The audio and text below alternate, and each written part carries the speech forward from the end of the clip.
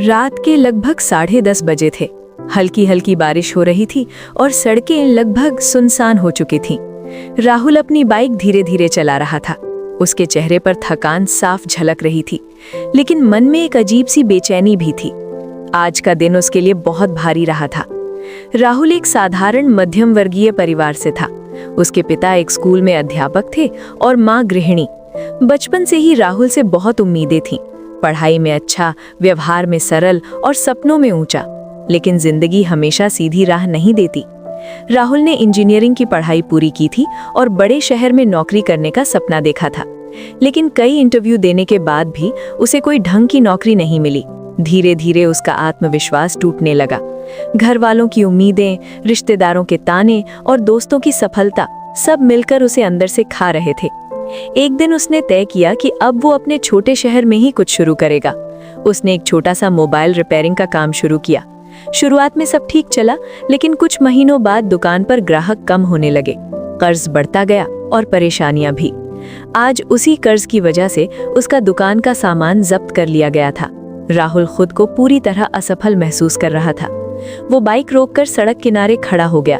बारिश की बूंदें उसके चेहरे पर गिर रही थीं, जैसे उसकी अंदर की पीड़ा को बाहर ला रही हों। उसने आसमान की ओर देखा और धीमे से कहा, क्या सच में मेरे लिए कुछ नहीं बचा है? तभी उसे सड़क के दूसरी तरफ एक बूढ़ा आदमी दिखा। वो बारिश में भीग रहा था और कुछ ढूंढने की कोशिश कर रहा था। राहुल ने सोचा कि शायद उसे मदद की जरूरत है। वो तुरंत उसके पास गया। बाबा, आप क्या ढूंढ रहे हैं? राहुल ने पूछा। बूढ़े आदमी ने मुस्कुराते हुए कहा, बेटा, मेरा पुराना चश्मा कहीं गिर गया है। बिना उसके कुछ दिखाई नहीं देता। राहुल ने बिना सोचे समझे उनकी मदद करनी शुरू कर दी। कुछ मिनटों की तलाश के बाद उसे चश्मा मिल गया। उसने खुशी खुशी वो चश्मा बाबा को दे दिया। धन्यवाद बेटा, बाबा ने कहा। आजकल लोग अपने काम में इतने व्यस्त रहते हैं कि किसी के लिए रुकते ही नहीं। राहुल ने हल्की सी मुस्कान दी, लेकिन अंदर से वो अभी भी टूटा हुआ था। बाबा ने उसकी आंखों में झांकते हुए पूछा, तुम बहुत परेशान लग रहे हो, क्या बात है? राहुल पहले तो चुप रहा, लेकिन फिर उसने सब कुछ बता दिया। अपनी असफलताएं, अपने डर, अपनी निराशा।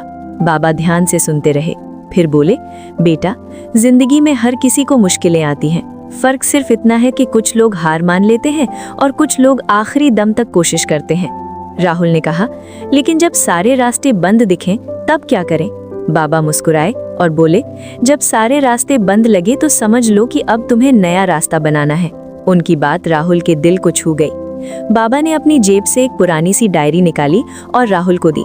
ये मेरी डायरी है, इसमें मेरी जिंदगी की कहानी है। जब भी तुम्हें लगे कि तुम हार रहे हो, इसे पढ़ लेना। राहुल ने हैरानी से पूछा, आप मुझे ये क्यों दे रहे हैं? बाबा ने कहा, क्योंकि मुझे लगता है कि तुम्हें इसकी जरूरत है। इतना कहकर बाबा वहां से चले गए। राहुल ने डायरी को घर जाकर पढ़ना शुरू किया। उसमें लिखा था कि बाबा भी कभी बहुत बड़े व्यापारी थे, लेकिन एक गलत फैसले की वजह से उन्होंने सब कुछ खो दिया, परिवार, पैसा, इज्जत, सब कुछ। लेकिन उन्होंने हार नहीं मानी। उन्होंने छोटी छोटी चीजों से फिर से शुरुआत की। धीरे धीरे उन्होंने अपनी जिंदगी को फिर से बनाया। डायरी के आखिरी पन्ने पर लिखा था, अगर तुम ये पढ़ रहे हो तो समझ लो कि तुम्हारे पास अभी भी एक आखिरी मौका है, उसे मत खोना। राहुल की आंखों में आंसू आ गए। उसे एहसास हुआ कि वो इतनी जल्दी हार मानने जा रहा था। अगले दिन उसने एक नया फैसला लिया। उसने अपने मोबाइल रिपेयरिंग के काम को ऑनलाइन ले जाने का सोचा।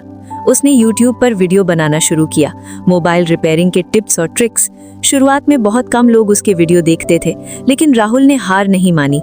वो रोज एक नया वीडियो बनाता, नई चीजें सीखता। धीरे धीरे उसके वीडियो वायरल होने लगे। लोग उसे पहचानने लगे। उसकी कमाई भी बढ़ने लगी। कुछ महीनों बाद राहुल ने अपनी खुद की एक छोटी सी कंपनी शुरू कर दी। अब वो सिर्फ मोबाइल रिपेयर नहीं करता था, बल्कि लोगों को ट्रेनिंग भी देता था। एक दिन उसे वही बाबा फिर से सड़क पर मिले। राहुल दौड़कर उनके पास गया और बोला, बाबा, आपने मेरी जिंदगी बदल दी। अगर उस दिन आप नहीं मिलते तो शायद मैं हार मान चुका होता। बाबा ने मुस्कुराते हुए कहा, मैंने कुछ नहीं किया बेटा, तुमने खुद को एक आखिरी मौका दिया।